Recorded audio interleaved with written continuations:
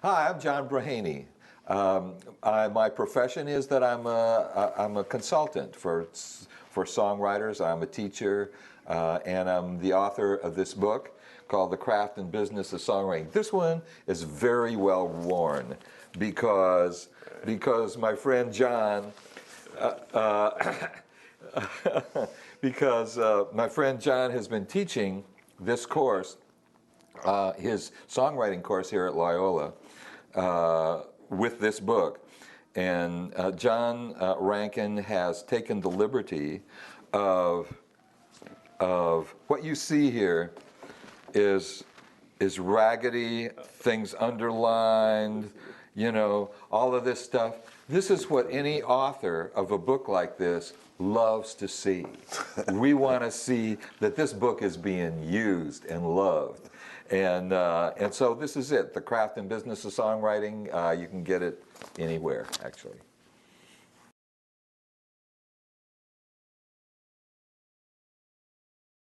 Yeah, the art is really important. Art is about heart. It's about imagination, and our imagination always goes to a lot of different places that don't necessarily, that you can't necessarily communicate to someone else.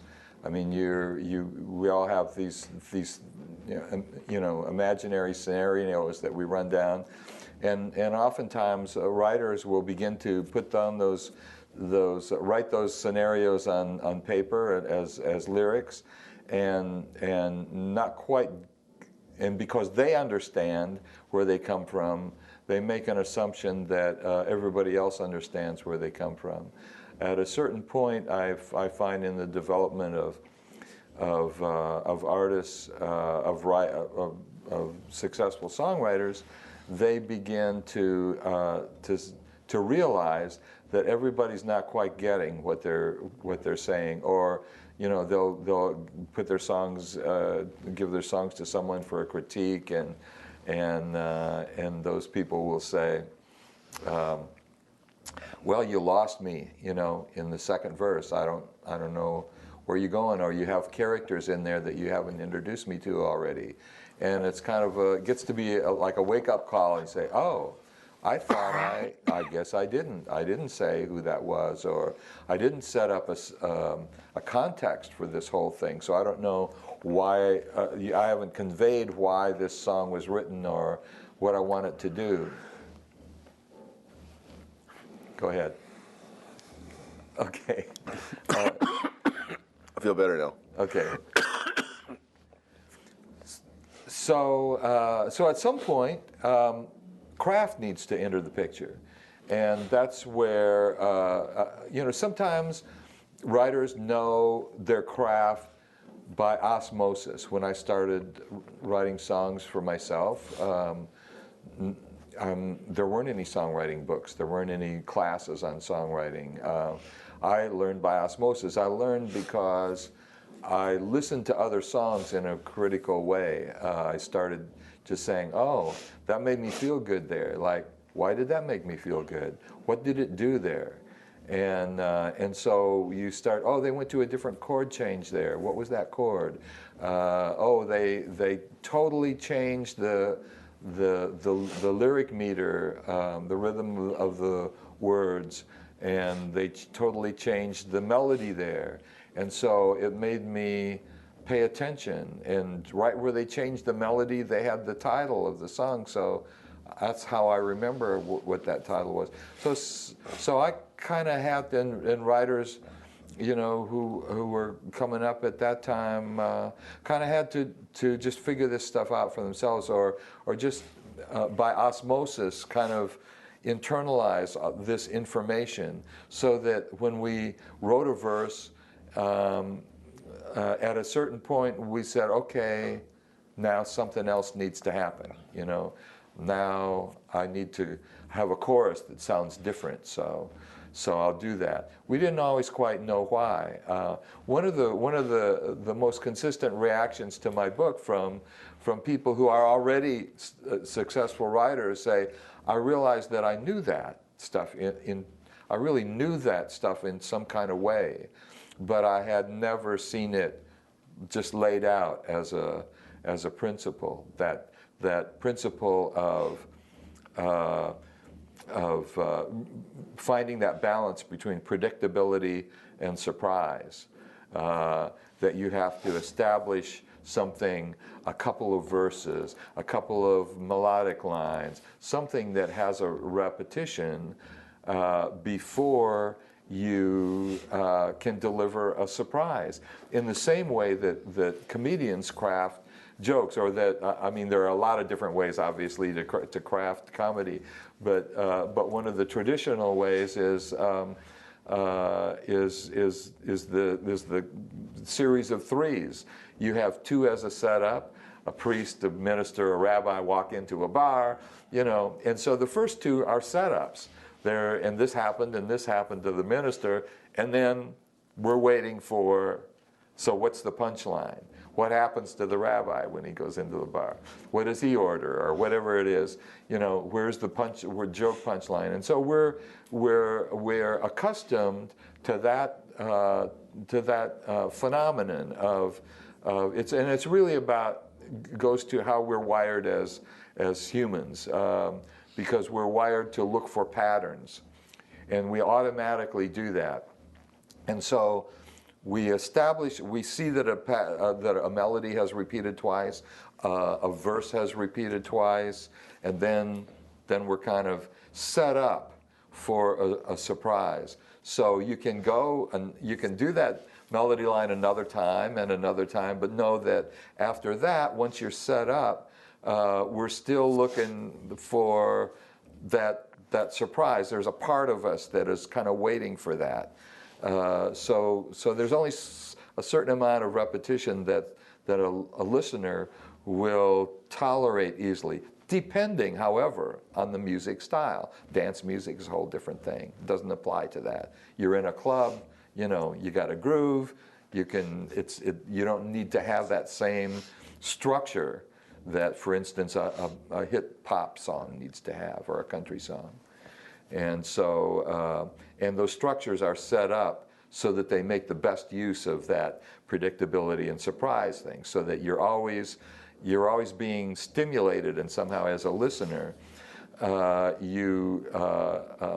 you're waiting for that payoff, you're waiting for that punchline, you're waiting for that resolution melodic line at the end of a verse or at the end of a chorus, or in a pre-chorus you're looking for that thing that builds. And you feel that, you know, any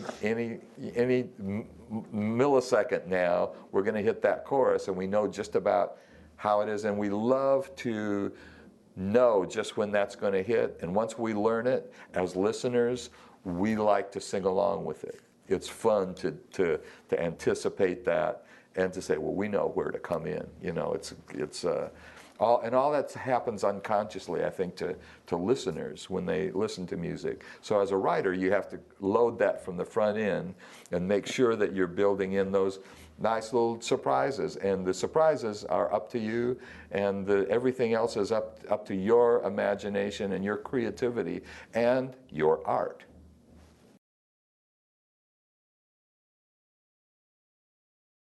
If my eyes started to tear up and I was talking about something very emotional, and you could see that I was starting to cry, you would start to feel something in your body. You would start to feel like you wanted to cry. Whenever you watch someone cry, it really affects you emotionally, and you start to do that yourself. And that's what words do in images, because images translate into images in your head, and it's like you are having those images of those things that are in the song, in the lyric, and that is transferring to your body as though you were there and you were experiencing it. And the more you can generate pictures in someone's mind, the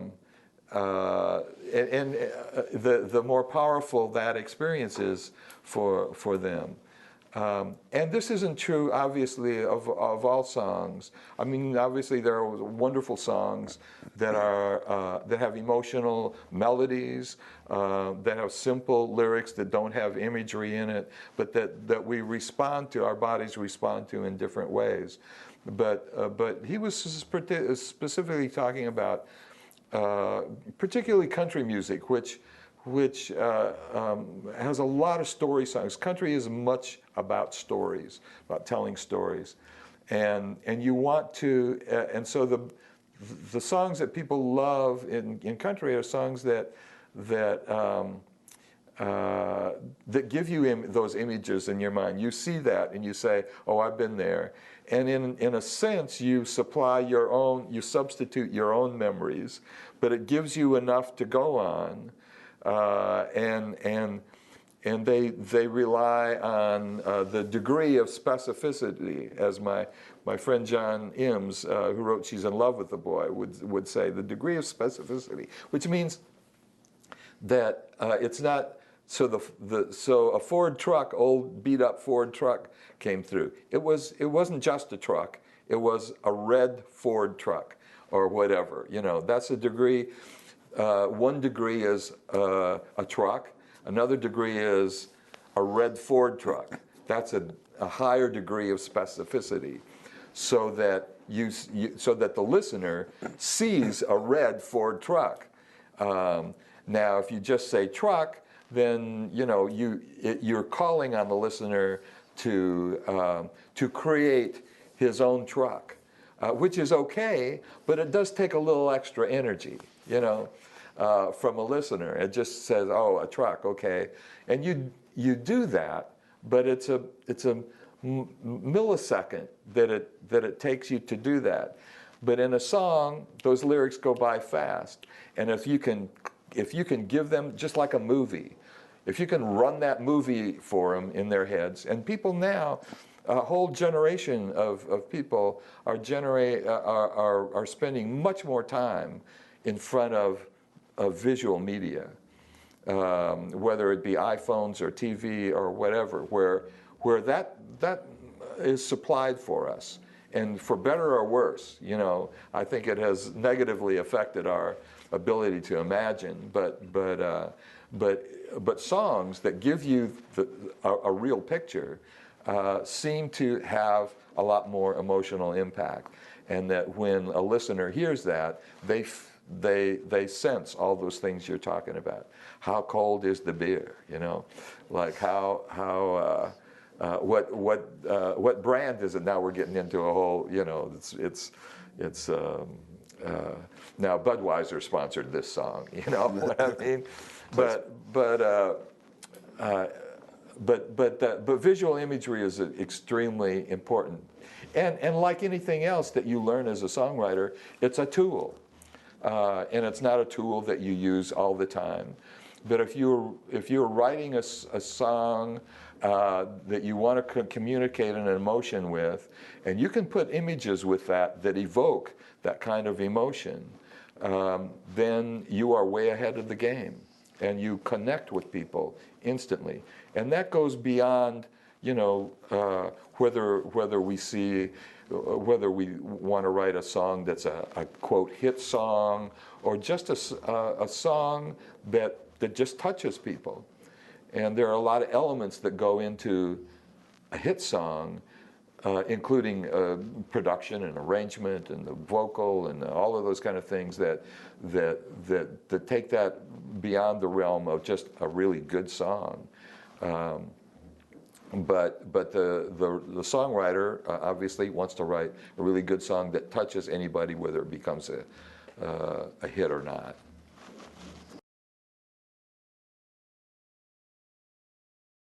The more when you go back to rewrite songs, and often this happens in a rewrite process, is that you look at what you have on the page, and you say, is there any way I can make this?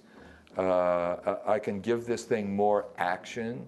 Can I add an adjective that describes it a little better, and sometimes it's only sometimes it's one of those things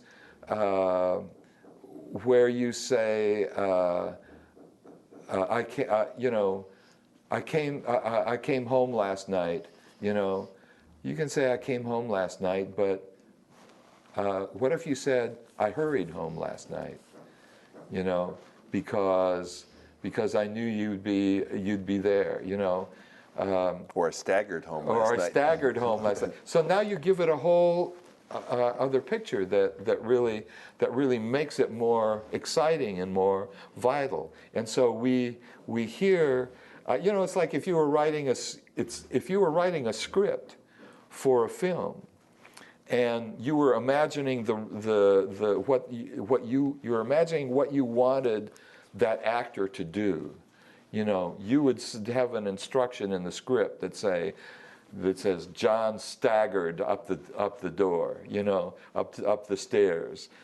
Fumbled with his key. And fumbled with his key. That's a whole series of, now, it wasn't like he just walked up the stairs and looked for his keys, and pulled the keys out of his pocket. Or went in the door. Or went in the door. Yeah, so you always try to say, is there another way, is there another verb or adjective that I can use here to make it more interesting, to make this line or this verse more interesting, to give them a picture.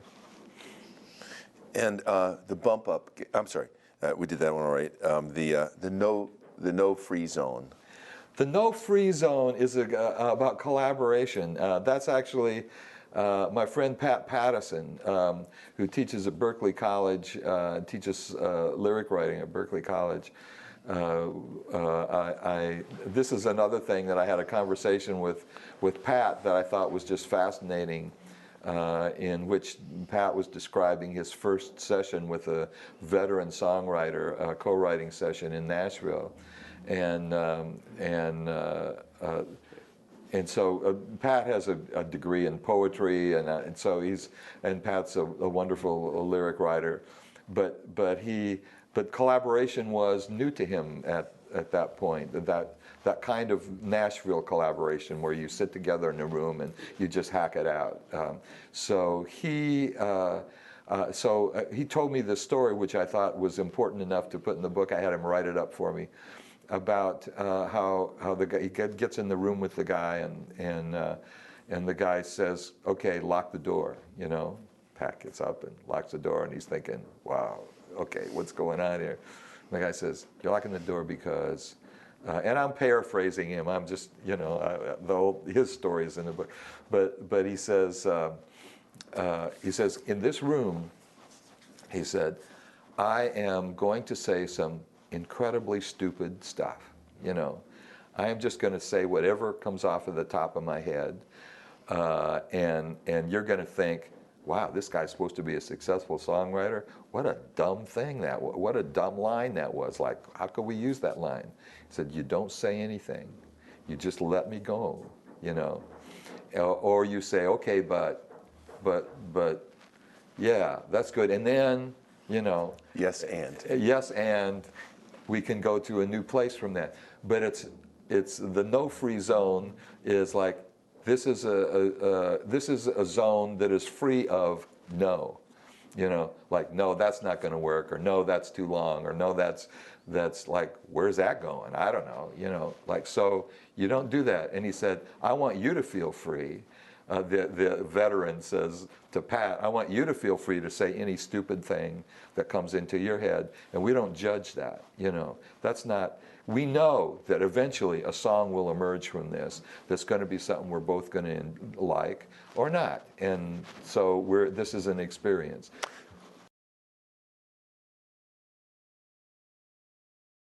That is really important for any artist to know, for whether if you're a graphic artist, you want to sketch out a little, idea. Sometimes you just do a very quick sketch, and then maybe you'll do 10 or 20 real quick sketches, and say, well, let me see where this is, and let me see, kind of develop an idea. It's like the process of mining, where you gather up all of the raw material, and then you start separating stuff out and looking for the good stuff.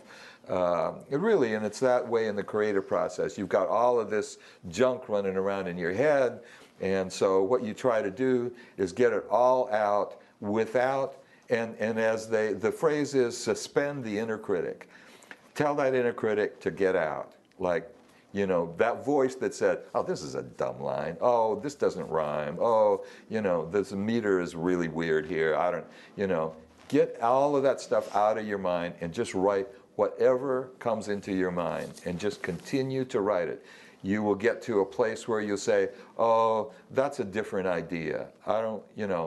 Go with the different idea. Because one of the things that so often happens is that the idea you start with isn't the idea you end up with. That you'll start off with one idea, even a title, and somewhere in that process of just getting it all out there and getting that on paper, you're going to write something that later you're going to come back to and say, whoa, that's a title. Oh, wow, that's really what I was talking about in this whole thing. It just summed it up in that line. But if you hadn't written those 2 or 3 pages of stuff before, you would never have gotten there. So you have to trust that somewhere in everything you write, there is going to emerge that gem of the idea. And if it doesn't, you'll do it the next time. This is the process of being a professional songwriter. You just do it and do it and do it, and you might write 20 songs that are just okay, and you write that 21st song, and it's, whoa, that's it, and you know it right away. Sometimes you don't even know it. You just think, wow, this really all came together just right, and somebody else comes along and says, whoa, that's a hit song, or wow, I want to record that song, or I want to publish that song. Regardless of that, if you're the artist, you might say, I've figured out a way to say exactly what I wanted to say. And I think that it will be not only emotionally satisfying for a listener, but it'll be entertaining to them. And by entertaining, I don't mean it'll make them laugh, or I mean it will take them from where they are to a new place. It will make them walk out of that club saying, wow, that song, I'm still humming that melody, or I'm still thinking about what that song was about, that's really, and it just takes you to a place you hadn't been before. And that's really, I think, what writers want to try to do. You want to try to, and writers of any kind of, writers of short stories or novels or poems or songs. And the beauty of being a songwriter is that you not only have a lyric that you can express yourself with, you have a melody, you have your choice of chords, you have a rhythm, you have a groove, you have all those things that can go together to make that be an entertaining experience for people. David Wilcox is one of my favorite writers. Not really a hit writer, a wonderful artist.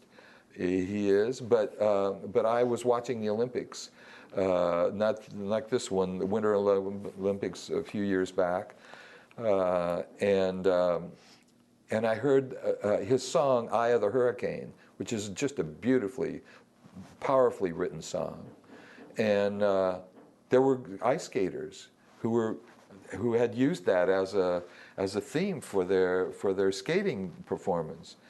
And I heard the guy on the radio say, or the guy on TV, the commentator say, there are 1 billion people listening to this song, listening to this, watching this performance now. Jesus, that's mind-boggling. What art form gets to 1 billion people instantly, you know?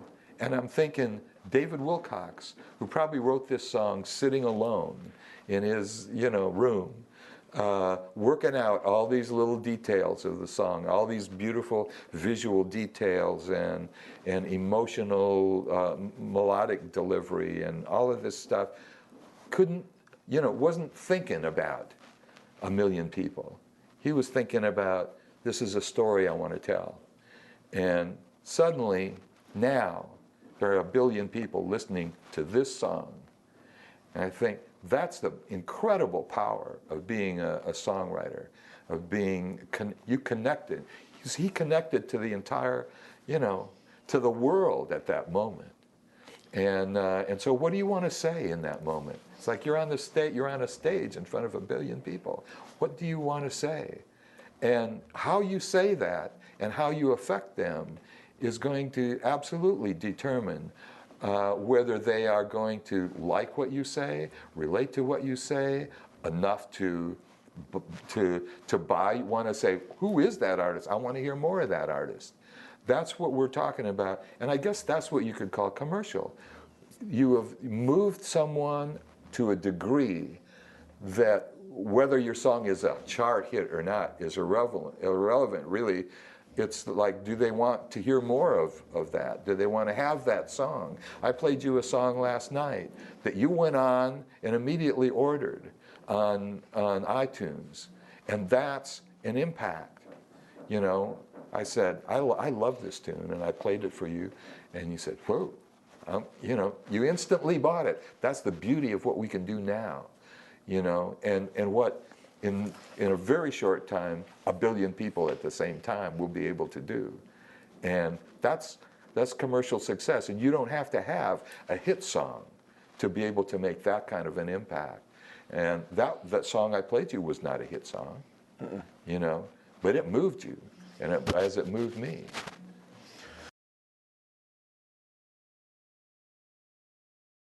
Yeah, well, that's been the transference of energy between an artist and a listener or a live audience is always fascinating me, because it's really, as they say, where the rubber meets the road. Where you actually can connect with your listener, and so there's been a great expanding of brain research and quantum physics, and so some of the things that we just thought were kind of theoretical in the past apply to that transference of energy. That now quantum physics is sort of starting to corroborate that there really is an energy transfer when someone sings and someone gets that transfer. And we were just discussing the other night about American Idol, how you'll hear these singers and you say, this singer is not connected to the song, and I'm not getting it. That this singer isn't connected to the lyrics, they're not sure what they're about, but they're thinking about how they're singing, they're thinking about how they look, they've rehearsed, they're still essentially in a rehearsal state, which is where Simon Cowell will say, you're just not there yet, but that if I was also saying that in with many of the vocal coaches in LA are not just vocal coaches, they're performance coaches, and what they do is kind of like method acting. You have a line to deliver. What does this line mean? And what in acting, it's like, so how do you connect that line with an experience that you have had that was an emotionally evocative experience that makes you feel something when you remember it. with lyrics, it's the same thing. You lock into that lyric and say, okay, what is this? What does this lyric actually say? And not just what, you know, sometimes, like in classical music, you know, they get into what did the composer intend for this to do. But there are others who say, what does it make me feel? And, you know, I don't care what the author intended, because now we're beyond that. Now I'm thinking about, what does it do to me?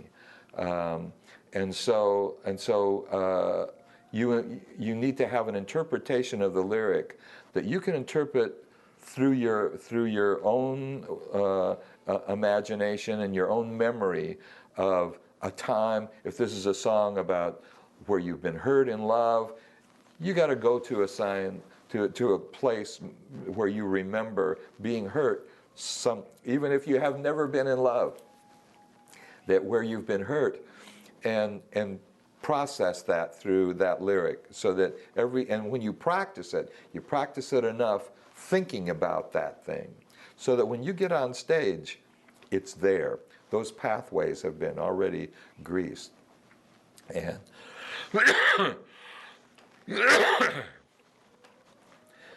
those pathways have already been greased, and you're not consciously thinking about them, but they are there in your delivery of that song. And so when a listener hears them, that emotion actually goes to that listener. Now, you were talking about David Lee Roth's famous statement about David Lee Roth was being interviewed by Johnny Carson, and he said, and Johnny says, "What's your secret?" And he said, "Well, the secret, Johnny, is sincerity. You know, really, that's the most important thing. And if you can fake that, you know, you've got it made." Yeah. And so that's what we hear a lot, you know, in the artists that we hear and the artists that we see them faking sincerity, and it works. I mean, it works with a certain amount of people.